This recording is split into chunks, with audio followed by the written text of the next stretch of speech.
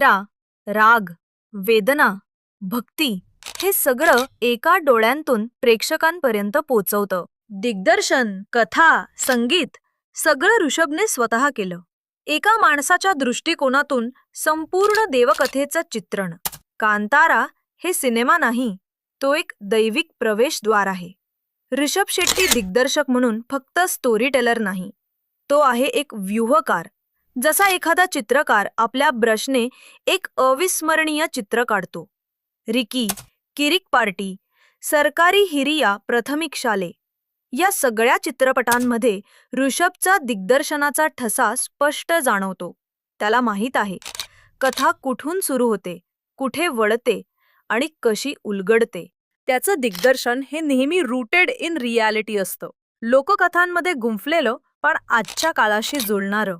कांताराच्या यशानंतर ऋषभने विश्रांती